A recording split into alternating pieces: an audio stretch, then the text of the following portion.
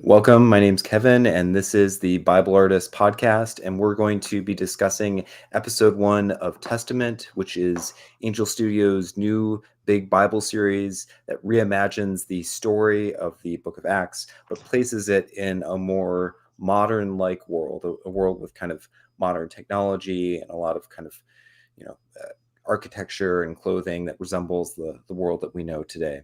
And so we'll be discussing episode 1, kind of our thoughts on it as a show, as entertainment, but also as kind of what it's doing with scripture and things like that, and sharing some of our impressions about it. Also, if you just caught the episode 1 of The Chosen season 5, which came out in live stream yesterday as well, we've got content on that also. We had kind of a long discussion of season 5, episodes 1 and 2, a few, like a month and a half ago or something now. And we've had kind of some other follow-up discussions as well. And I've got tons of other content on thebibleartist.com, reviews for each episode of The Chosen, and also a review for episode 1 of Testament. I've got, character studies, Bible studies. If you're looking at doing a community group or Bible study of The Chosen season 5, I've got studies for each episode and even kind of printable PDFs that you can get for the first 2 episodes so far. So lots of different content. Check out thebibleartist.com. And if you want to support the work that I do, I've got a Buy Me a Coffee with a link in the show notes. So if you want to throw me a few dollars or even get a few additional bonus things, I've got I just started a second tier level. So my first tier level gets you access to kind of the printable PDFs of my Bible study discussion guides and kind of 2 monthly member exclusive blogs. And then the new kind of level that I'm trying to introduce will also include a live virtual discussion and also like a Discord server. So right now I'm at like $666 a month of like monthly supporters. So if you want to sign up as a member so that we can kind of get off the not that I'm to quote Michael Scott, not that I'm superstitious, I'm just like regular stitious, but yeah, would appreciate your support in any way. But let me introduce my co-host, Victor. Victor is the writer of a Christian fantasy novel as well as a accomplished editor. Welcome, Victor. Howdy. Let's get into discussing Testament without any further ado. So Victor and we haven't really talked too much. I don't think, Victor, you've even read through my full review, which I feel like I still need to do some updates on because I was kind of writing it late into the night. So I may have some more additional thoughts that I'll add in. But I'll let you go first and share kind of big picture, your impression. Oh, actually, before I do that, I like to kind of provide preface because I have maybe a general sense of where you might go with it. So both Victor and I, we are Christian creatives, writers who like creating stories. We know that it's difficult work, and we have no kind of illusions about all the effort that gets poured into this, and we want to support Christian creatives, properties like Testament and The Chosen and things like that. And so any kind of words of kind of critique or criticism that we offer, we do that in a spirit of love. Like, we think that by sharing our impressions, that can help either the creators of the Testament, if they happen to hear words from us or from other people in kind of the wider Christian community, improve their show, and also other Christian creators can help them figure out, oh, this is what we should be doing and the things that we're doing. So we're not offering our criticism just so that we can tear things down, and we will also share things that we enjoy. But I don't know. I'll let you go from there. That was exactly. I'm glad you said all that. That's exactly how I feel about these types of things. just as kind of a lead up to where I'm going, is like, The Chosen was a wonderful surprise in that a Christian TV show could be quality. We didn't have to say, well, it was good for a Christian TV show. Yep. It's a good TV show, period. Mm. I think it was even more elevated with House of David, where Yep. it's like that's just a legit top of the line TV show building off of the foundation I think that The Chosen was able to set, where we say, we can reach for higher goals. Yep. For me, it feels like the Testament is back to just happy that it's somehow biblically based and it's on TV. And we can go into it in more detail, but I was kind of disappointed in that it felt like a return to the old style of uh, just happy that it was being made. Yeah. Yeah, I totally get where you're coming from with kind of that general impression there.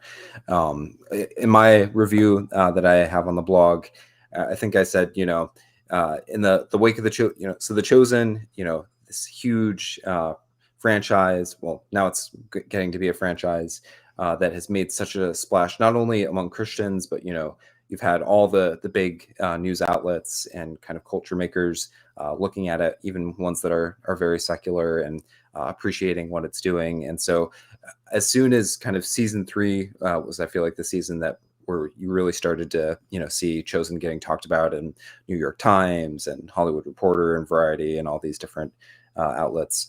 As soon as that started happening, I had a sense that we're going to get a ton of similar content, like Bible-based shows and films, Bible adaptations. And I think Testament was actually probably announced somewhere around maybe Chosen season 2 or season 3. I remember kind of the first announcement of it. I know that there was kind of some shorts that had been created by the director and writer, but the first announcement of kind of this larger series, because it's been in development for a bit. But anyway, I knew as soon as kind of The Chosen started to get all this acclaim, that there would be a ton of follow-up. And so as it's natural that as we look at shows that kind of follow in the wake of The Chosen, that we would compare them to The Chosen, because it made the way for a lot of these shows. So they owe a lot to it, but with that benefit of kind of getting kind of the additional kind of attention and just the credibility that The Chosen has given to Bible-based shows, with that comes kind of the kind of sense of like responsibility, like you've got a measuring stick that you have to kind of be measured. The bar has been raised. Yeah, exactly. And so, some of these kind of follow-up Bible movies or shows that have come since kind of the popularity of The Chosen, some of them have definitely like fallen short. Like the Netflix Mary was not very impressive to most people, I think. And some of them, like Victor mentioned, House of David, I think has at least met the bar, if not exceeding it, depending on kind of what you're looking for in a show and what season you're comparing and stuff like that.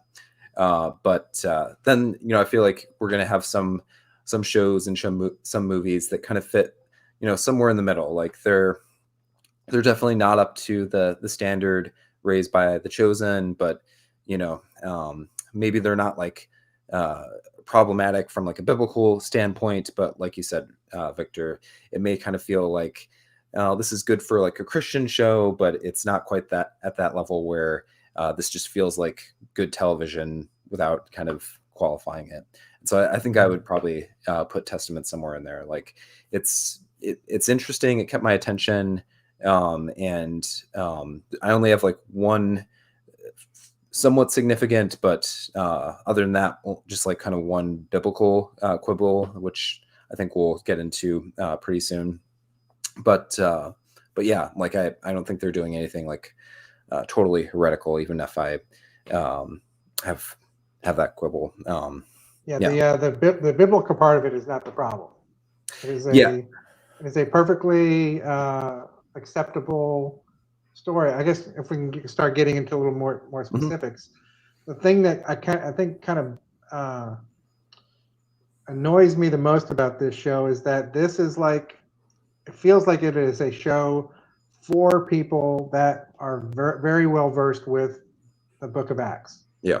That unless you know the Book of Acts, I'm really curious. I'd like to hear from some people that have no biblical foundation. How do they see this? Because I mean, it's like, for me, the whole show, that at least this first episode is like, it's like, hey, this is what we did with Peter. This is what we did with Paul.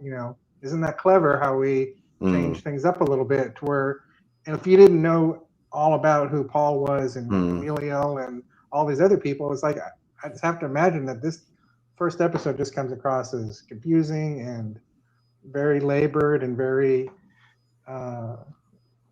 just kind of just dragged on. I mean, I appreciated the touches and the stuff, but I was like, if I didn't know that, how would I be taking this? Yeah, that's a really good point. I feel like, as kind of a broader criticism, not only does it kind of assume like knowledge of Acts, but I feel like it just kind of takes for granted that the audience is Christian and will understand kind of the significance of things like salvation or Messiah and things like this. And this is where like kind of comparing it to The Chosen actually feels like pretty instructive. We're not just like saying like, oh, The Chosen's better and Testament is worse, but The Chosen, if you look at especially episode 1, but really pretty much like the first season, or at least the first half of the first season, they are doing a lot of work to establish like some of these concepts. They're giving us kind of background, and what I think really allows even people who are not Christian, because I've had people who are not Christian, engage with me on my site and tell me how much they appreciate The Chosen, even though they're not believers. They don't, believe in the gospel or some aspect about who Jesus is, but they're able to enjoy the show because the show, it makes the storyline kind of personal, and it gives us, it's driven by natural, relatable desires in the characters.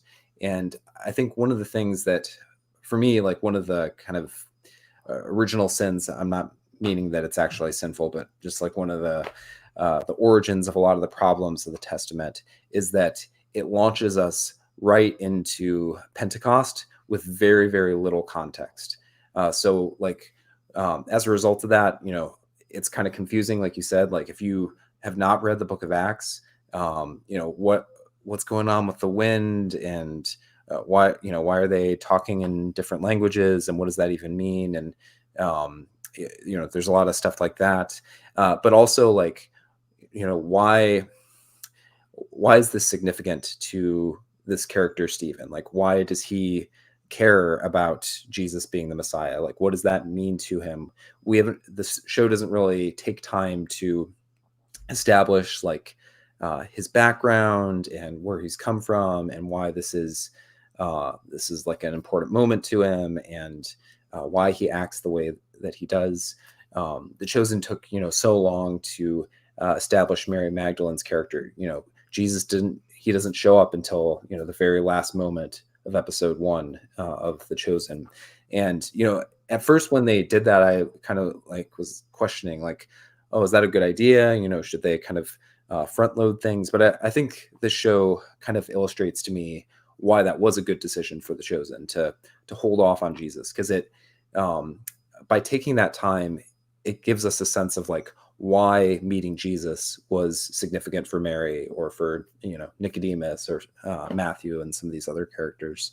Whereas with Testament, because we have no context, I don't really have a good sense of why Pentecost was significant for Stephen, or what it meant in this kind of specific context. And I know that they'll probably try to do some backfilling as the show goes along, but I think that was like a pretty significant structural mistake that the show made. I don't know. Do you feel like? Yeah. Well, it's like the image that you've got for the thing with all the apostles coming out. Every time that they're shown in the show, we get that whoa music. Like we're supposed to be like, yeah, they're here. Yeah, these are the guys. When like they're just a bunch of guys in coats. It's like I don't know who they are. have any sense of who they're supposed to be within this world. Yep. It's just it's like everything in there. We're supposed to already know what all this is. We're supposed to know Jewish history. Yep. We're supposed to know why. The only thing that really set up is like, oh, it's Shabbat. It's like that's the entire setup of why these people might be considered, outrageous. You have to know that they're in a Jewish tradition, and that these people are supposed to be the people going against it. You have to know that. The show doesn't really give you any sense of just how big of a deal that is. Yeah, and with The Chosen, they also do a great job, especially in season 1, of giving us some Old Testament flashbacks that also provide some context for kind of the significance of things. And I feel like that might have been helpful to have some sort of although that gets into the kind of conundrum of the world building that the show is doing, which that adds an additional layer of confusion, even if you do know the biblical story, because you're asking yourself questions like, is this a world where the events of the Old Testament took place in the same kind of relative point that they do in our history, and things have just been kind of silent until this point? And how's that affected things? And then one of my big world building problems, and problems that I feel like this is my one kind of big biblical quibble with the show, and that is that it seems to portray the Jewish people as if they're already multi-ethnic. So there's so just kind of to provide context, I'm not the guy who is always upset every time that Hollywood does an adaptation and they switch the race or ethnicity or gender of a character. Sometimes that can work fine, and I think that's good. I'm all for diverse representation if it works within a story.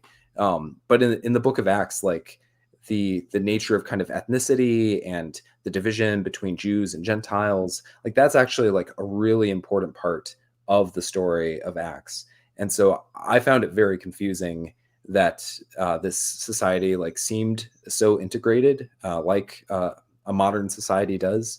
And it's also important because if you look back at the history of our world, one of the reasons why we've been able to reach the level of integration and diversity and multiculturalism that we do have is because of the gospel. It's because the church was able to bridge divisions between different ethnicities and people groups and create this sense of unity across different ethnes, that we have come to the place that we are, where we can have such a diverse society. And I feel like it actually kind of undercuts the significance of Jesus by suggesting that the world would have just ended up somewhat similar to the world that we have today in terms of diversity and ethnicities just kind of mingling together. So that was my big biblical concern. What are they saying about why are things the way that they are? Is there kind of a distinct Jewish people in this world? Are they it's very confusing from that perspective. It just feels like just almost like the point of not the point of Jesus, but the foundation of it is he is Jewish. Yep. He comes from the line that goes directly back to the beginning. That's the whole point of it. And it's it just seems like the show just kind of said, but that's not important anymore. It's Jesus comes out of the Jewish tradition. He's a response to all of the stuff that we had. Now he's the answer to all of that. Yeah. And it's the show just kind of hand waves away all aspects of it, except for saying, well, we still apparently have Shabbat. That's kind of all the entire nod that they make to what being a Jew still would mean. Yeah.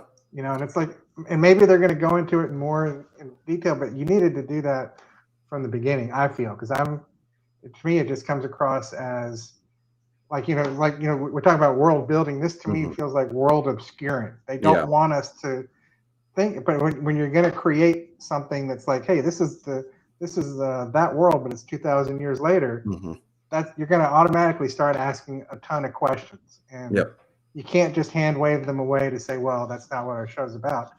It's like when you start thinking about these things, it takes you out of the show. It takes me out of the show anyway.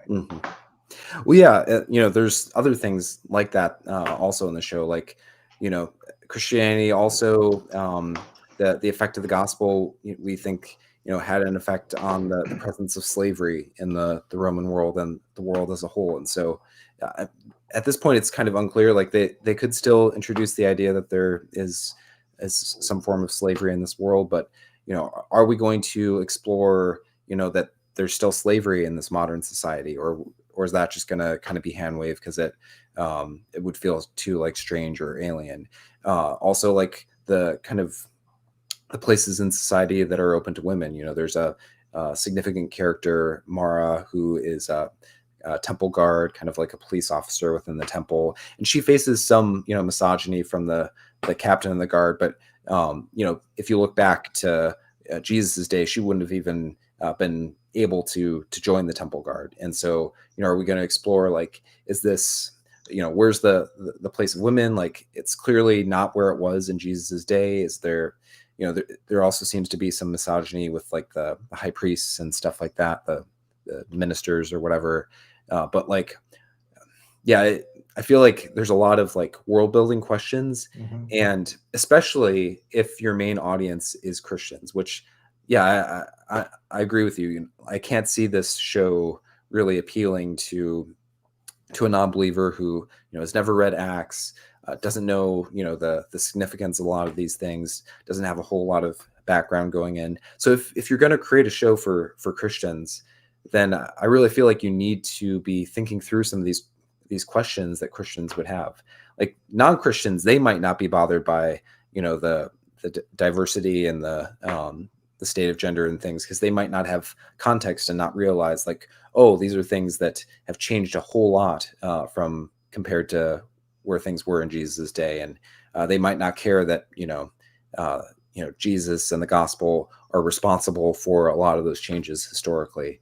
But Christians, we're going to ask those questions. And it's kind of funny that the show, it has like some opening text, but it kind of feels like they kind of waste that text. Like, if Christians are your main audience, the stuff that they told us in that, like, is really like basic. Like, we didn't really need a whole lot of the information that they give us in the opening text. And I would much rather that they had taken some time to be like, give us, some sort of like brief, like big picture understanding of this world and, the historical situation.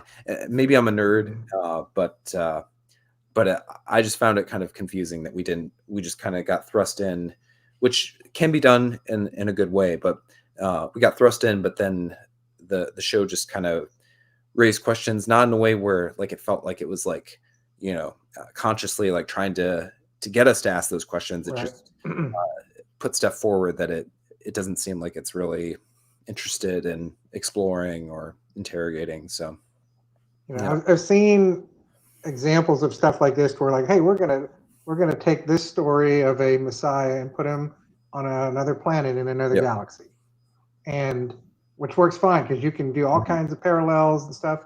But when you're taking this and saying this is the same Jerusalem from 2,000 years ago, but instead of it being a 500-year intertestamental period, it's now 2,500 years.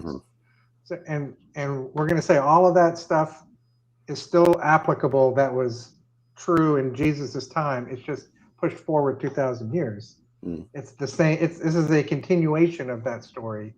Then you've got to like do a lot of justification. You got to do a lot of world building. You're not just making clever sci-fi parallels or something like that. You're saying this is continuation, and like I'm going to have questions. Yeah, and I mean, even like with like, this is the kind of thing where, as I'm watching it, I'm not asking these questions, but like, if this world is still like a Old Testament law world for the Jews, like that would have effects on like clothing, that would have effects on, probably like like there's a lot of like all their hair, their yeah, their facial hair. Yeah. And again, like on, the relationships between people of different ethnicities, like these are really significant aspects of how the world was changed as a result of, the gospel breaking down the barrier between Jews and Gentiles, and breaking down a lot of the kind of walls created by the ceremonial law. And so like, yeah, like if you're gonna go for it, like I think it's like an interesting idea. Like I like I think I told you in another live stream that we did.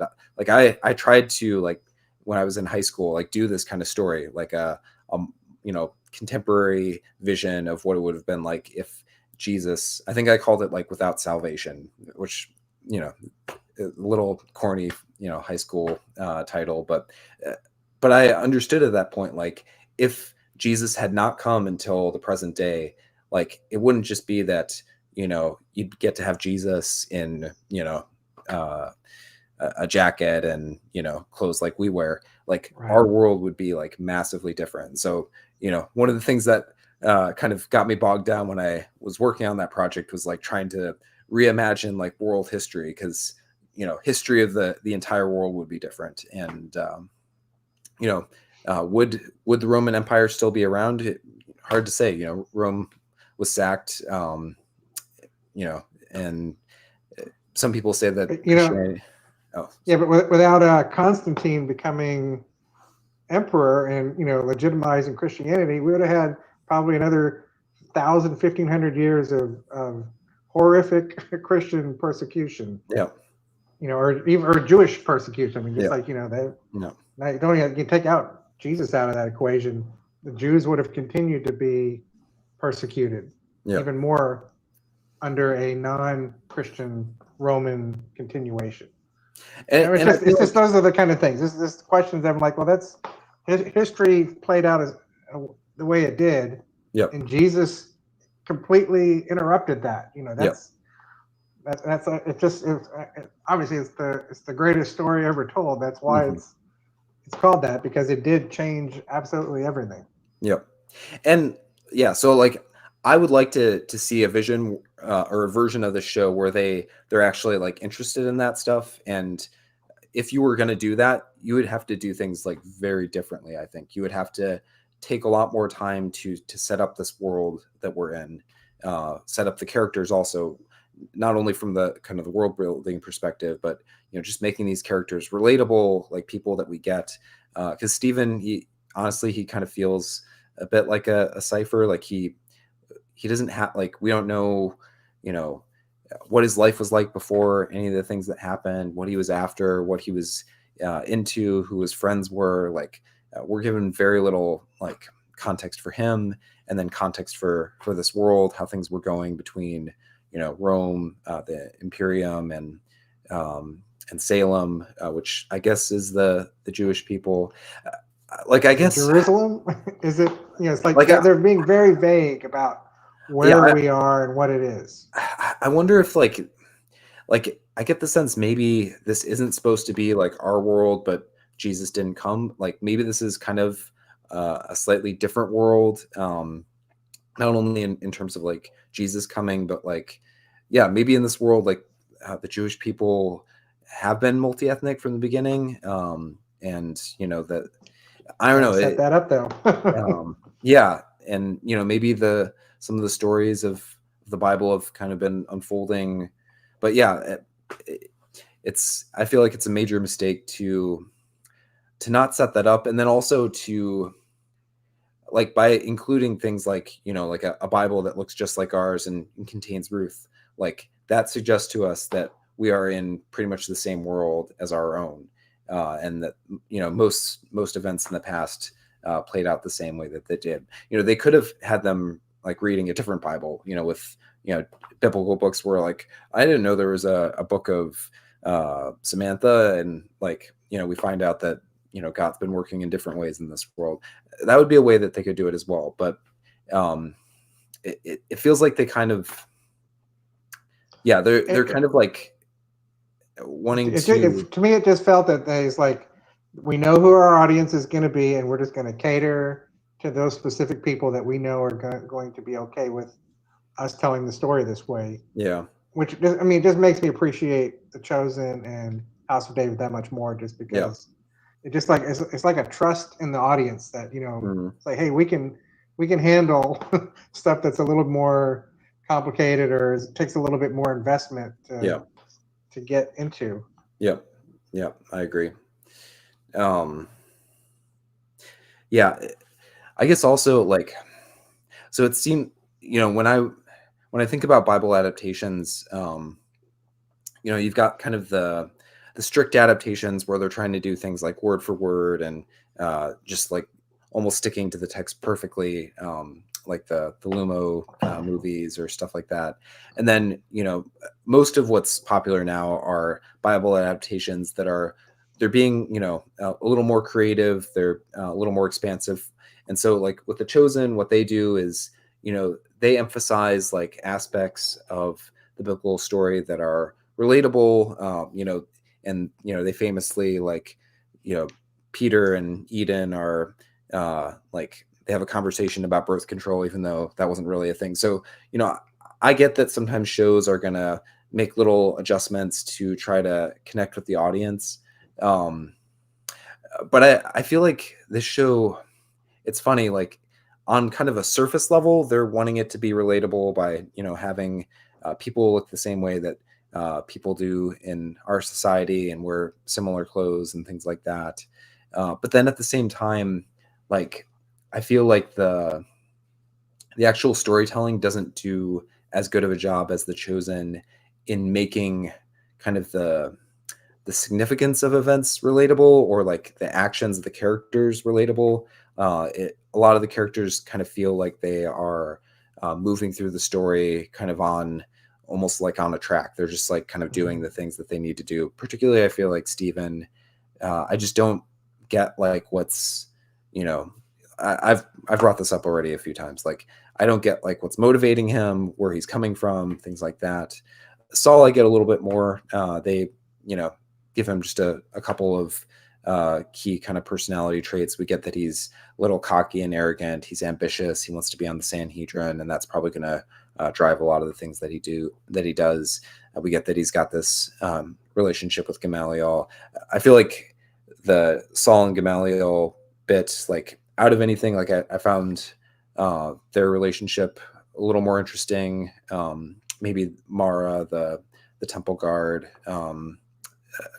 kind of interesting. Like I get her basic setup and where she's coming from. Yeah, I don't know, but I feel like they just didn't do enough. If the goal of the show in placing these events in a world like our own isn't to do like interesting world building and exploring like what would our world be like if the gospel had not been here, but if the main goal is just make it as relatable as possible, as easy for Christians to connect to, as easy probably for teenagers to connect to, because they're really, I liked when you were describing your reaction to the trailer and you're like, it looks like it's making like a bunch of youth pastors into the heroes, because that's kind of the vibe that you get from the apostles, and I got that even more from the episode 1. But if relatability is your main kind of goal in doing this kind of show, then like really, they should just focus on making these characters like emotionally understandable, and not kind of just as if they're kind of fulfilling the plans of the script or whatever. Does that make sense? Oh yeah, 100%. It's they, there is a fascinating idea at the premise of this. What if Jesus came back 2,000 years later? It's like what, but to me the interesting thing is like what would our world be Yep. like in that time? What are the things that, because he wasn't there, how would they be different? But I know just from a production standpoint, you can't create an entire world. It's like, we what they were able to do is make it look just a little bit different. Yep. And try to hide things.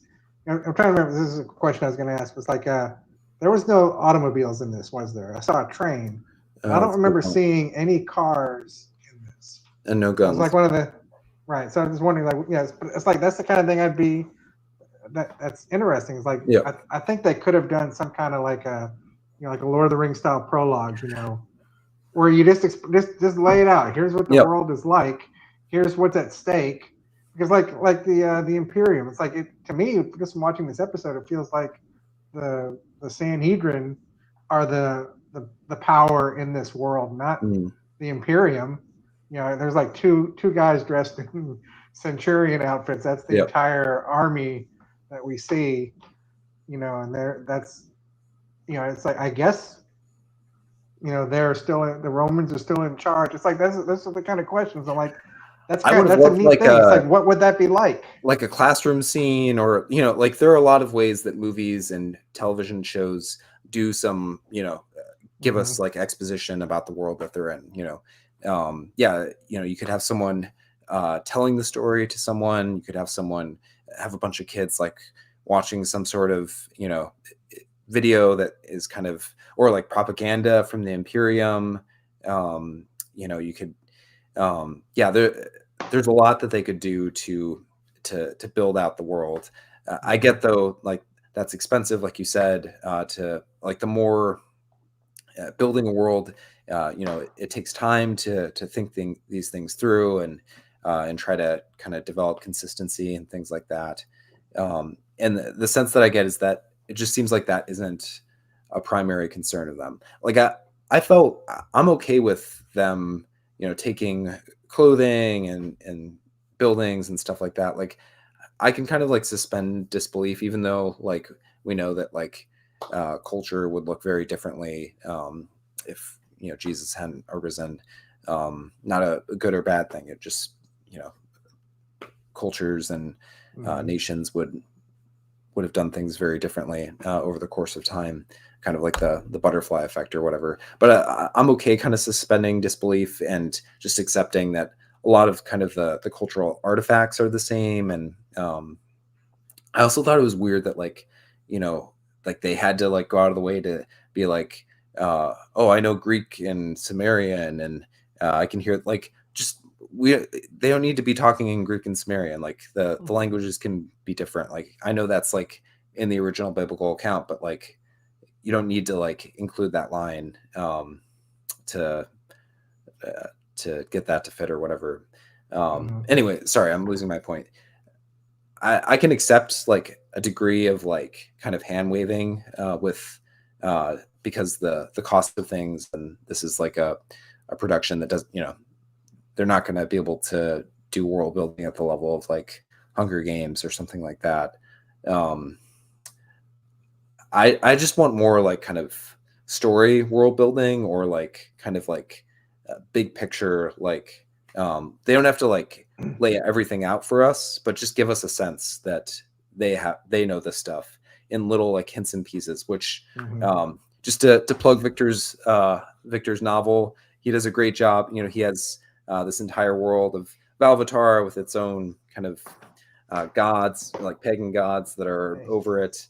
And he has to do like a ton of world building in with the characters in that, as they are thrust into our world, and they're having to understand the differences and things like that.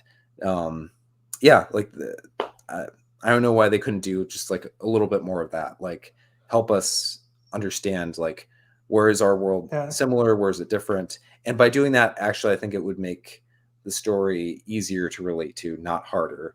I think that they think that they're making it easier to relate to by like avoiding some of those things, but I think it would actually like clarify things and just make the story easier for us to enter into.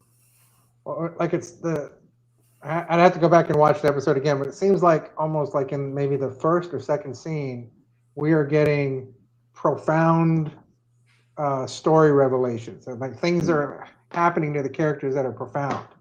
that unless you know the story, Yep. it's gotta be like, well, what is all of this? Yep. I think if you just like we were talking about, it's like have an episode prior to all the profound stuff where you're like, these are the characters. Yep. The Chosen did that. We didn't go in directly into profound until really, I guess the end of the first episode is when we actually met Jesus. Yep. Initially, and we got to meet all these characters and got to see what their world was. Yep. What is their normal? Yep. Before you bring in this thing that's going to disrupt everything. Yep.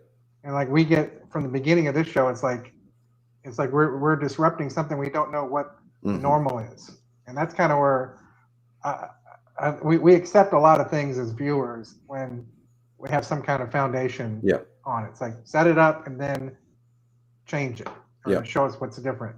Why is this day different? Why is this character that's been introduced going to change everything up? Yep. And we didn't get that at all in this. Yeah, like in filmmaking terms, there's no act one. It basically the catalyst or the shift to act two happens like in the first 5 minutes or whatever, and then we're all of a sudden already in the act two, and things are unfolding. And so we've harped on that a lot. Do you have any other kind of stuff on any of the characters, or anything that you want to hit on, or we don't. I think just I think just a lot of it. I think just kind of goes back to the fact that we just don't have any connection with these characters, and we're already given the thing that makes them special or disruptive, or that's disrupting them, and it's just I just have no connection to any of these characters. I don't know if I'm gonna watch episode 2, but I don't know if there's anything that they can do to really change the course of that for me. I'll also just say, like, the villains, like, didn't do it for me. Like, you can do villains where, like, season 1 of The Chosen, like Quintus, he's a little over the top. Like, he's when I first watched The Chosen season 1 with some kids in youth group, like as soon as he came on screen, they were like, "Oh, that's the villain." He gets bald head and just kind of sinister face constantly. Like, I'm okay with like a kind of a over the top villain who's very villain, and we're not trying to make him like super relatable or sympathetic or whatever. Or you can also try to create villains that are very like complex and sympathetic. I love how Kyle at the death of Goliath in House of David was like teary-eyed because he loved Goliath so much. So you can also make characters that are even though they're villains, like we kind of feel for them. They have some sort of like emotional stakes and things where we're like, oh, I get where you're coming from. I wish that you weren't taking this route to things. But the ministers, like, they just kind of felt like pretty like generic. Like we don't really have a whole lot of sense of their like what they're after either. Like if we understood more like the conditions with the Imperium, and as The Chosen has worked hard to establish like kind of some of the pressures that the Roman Empire are putting on things, and how the chief priests are trying to they care about the people and they're trying to protect them, but they're also kind of selfishly trying to protect their own positions and status and things like that. Like, then we can like understand them, we can get where they're coming from. But I feel like the ministers weren't like, they were neither like kind of over the top villains, nor were they like particularly sympathetic. They just kind of felt like kind of bland, like we're being bad because we're bad, I guess. And then there's like a jerk captain of the guard or whatever. But I guess Saul is kind of a villain a little bit, but like he's more of like a point of view character in the show at this point. And so I don't know, just wasn't super thrilled in that respect either. We didn't have like a strong kind of opposing force, which sometimes people enjoy the villains like more than anything. So I think it just goes back to setting it up. I mean, yeah, I've got to know, like, when Star Wars starts off, you know who the bad guy is, yeah, and it's clear, and we know it's at stake for the good guys. And it's as simplistic as Star Wars is, it's effective because you're able, if you're going to start off at full speed, then you have to make it as clear and simple. yeah, yes, Otherwise, you're gonna, if you're gonna ramp up, well, then you got to do it that way. yep, And this is a story that needs the ramp up. If you're gonna yep, have this many characters that you want the audience to connect with and be impressed by, and then you gotta do that work yep, to let us know who these people are, so that we care about them, not just because this is Peter, the same guy that you know in the Bible, but yep, here he is 2,000 years later. So all the stuff that you know about him there, we're just gonna shorthand it, and you're just supposed to apply it here. That's not gonna work. yep. And if you just try to like cue us with like some like over the top rock music or whatever, like it almost felt like they had like seen The Chosen do that, and we're like, oh yeah, we're gonna do that too. Yeah, But like The Chosen, 100%. like they Earned earn it. those moments. Like when Jesus comes into Jerusalem and the big music goes on. Like we've had several seasons with Jesus before that moment, and or before his big moment with the Sermon on the Mount. Like they earn those like big music moments. Or even in episode 1, like the kind of the emotional music when Jesus embraces Mary. Like they've earned that moment in the character. It's not just like, oh, like I guess that's our cue that we should care about what's happening. As these guys walk out onto a catwalk or whatever. Mm-hmm. Yeah. Yeah, and another thing is like, and I know it's again probably a budgetary type of thing, or it may just be they just want to deal with it. But it's like, the crucifixion has just happened in this world. Mm. It's like, there doesn't seem to be any, besides this little group of people, any Yep. evidence of that, or Yeah. any, I know there's no TVs or whatever, but I mean, I don't. There's got to be some characters remembering it. I know it's going to be hard to show that kind of stuff, and I'm sure they don't want to show it, Mm. just because it'd be difficult to. Well, what would that look like in Yeah. the year 2000 or whatever?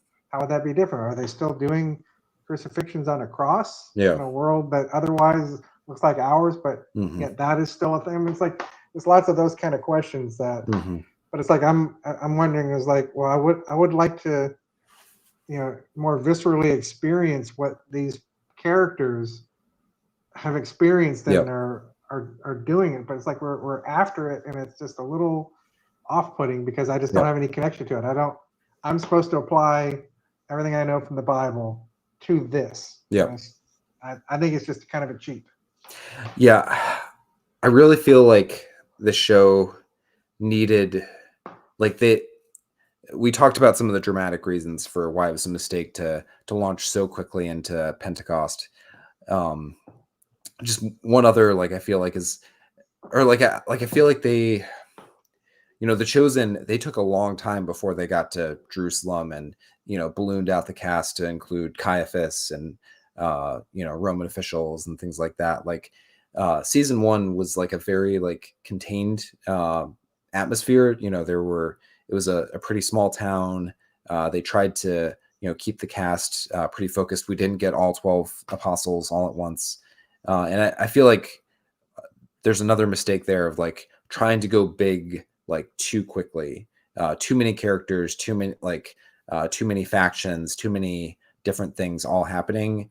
And yeah, to do the kind of like world building that they needed to do, even if they didn't want to do like comprehensive world building like I would like them to do, even just kind of minimal world building, I think it would have helped them to start in like a smaller setting.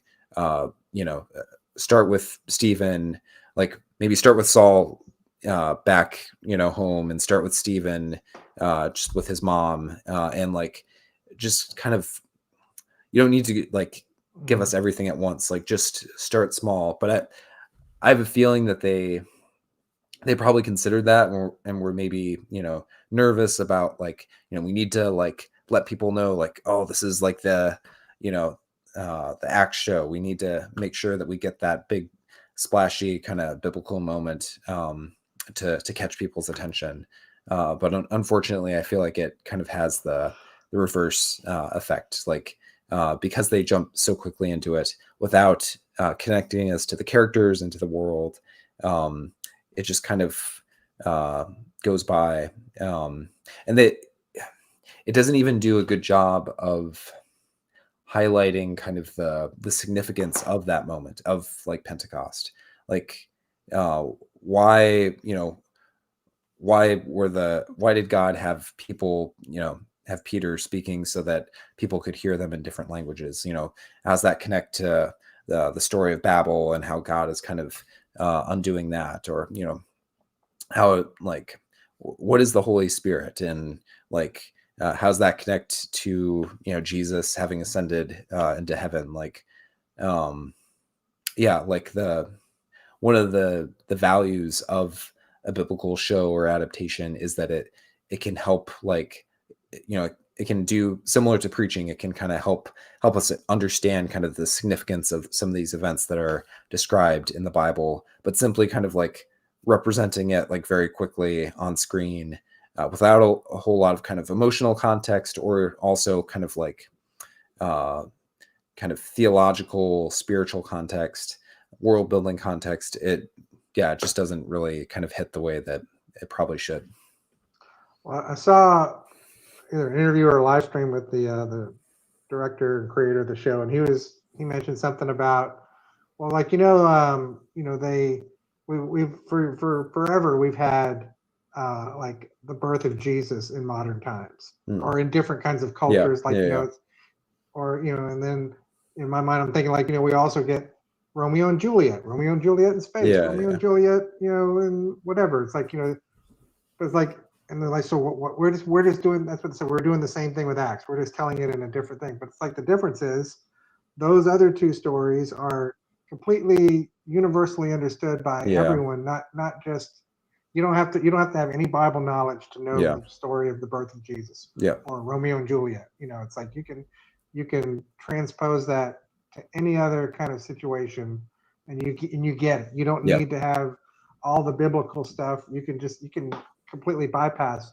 Bible connection to yeah, those retellings of the story, and you still get kind of the idea of it. yeah, But when you're doing that with Acts, it only works if you know all of the New Testament that was right before that, yeah, and kind of Acts and what happens. Like, it's like the whole thing is like, you kind of have to. You're supposed to understand what's going to happen to Stephen. I think yeah, that's part of it's part of it, baked into every time we see him. They're showing him, like, we're supposed to feel like, oh, it's going to be so sad, hmm, and it's like, it's just very obvious what they're trying to yeah, get us to feel about him, rather than us caring about this yeah, character, so that way when something bad does happen to him, even if we don't know what happens, we will be even more devastated. yeah, yeah. um Sorry, Testament. yeah, and sorry, like, well, if you're a big fan of the show, then you're probably not still watching at this point. You probably hate us and turned it off. But um yeah, I didn't, like, hate everything about it. Like, um yeah, like, I like some of the costuming stuff. Like, I mean, it wasn't, like, amazing, but, like, for the budget and things like that, like, I think they, did some interesting things. Like I said, I didn't mind Gamaliel, him and Saul, um, and other than the kind of the, like I said, kind of the big picture implications of apparently having the Jewish people already multi-ethnic. Like, I didn't see it, like, doing a lot of, like, violence to the stories. Often it was following things, like, fairly closely, maybe too closely, um, given the other changes that were happening. Um, yeah, but um, yeah, I'll probably watch through the remainder of the series, but we can discuss whether it merits. We probably won't do like a. Hopefully you'll be able to send me a message saying, "Oh, hey, it gets so much better in episode 3. You got to start. You got to just power through the first 2 episodes, and then episode 3 kicks in, and then then you get it." I'm like, that's what I'm hoping. Yeah. Somebody tells me. Yeah. Yeah. But we're in. It's like a cool season that we're in, where there's enough money flowing into biblical adaptations, where you can have one that doesn't really kind of quite reach the heights of some of the other ones, but it's okay. There's lots of other good stuff out there, and I hope that they still are able to get the funding for future seasons and kind of improve over time. But yeah, so far like not quite as hopeful as I was at certain points. I know you're kind of a little skeptical from the beginning with looking at the trailers and stuff. That is true. I have to admit that I was a little more. It was going to have to go a lot farther to turn me. Yeah, and it didn't happen for me. So yeah, but hey, if you are still here and you liked episode 1, like, make your argument. If you leave your thoughts in the comments or send me an email, I would love to be proven wrong. Sometimes people make points about The Chosen where I'm like, oh yeah, that's a fair point. We had people in the comments on some of our videos that weren't totally glowing of some parts of season 5 who made some fair points. So definitely we love pushback, and we probably haven't been like completely fair-handed, because once you like start looking into some of the cracks, it's easy to just kind of get caught up in doing that. But yeah, it's been interesting to discuss, and I'm sure that God will use it to bless people. So, and that might be a fire alarm, so I'm gonna go check that out. Thanks everybody for listening to the Bible Artist podcast.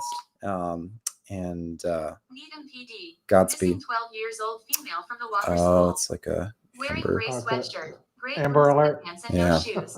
She has God, brown please, hair. please help find whoever that is. Please do not self-deploy. All heat signatures have to be verified via officer. Any information or sightings. Okay. Anyway, check out the Bible Artist for other content. And we'll talk soon. Godspeed.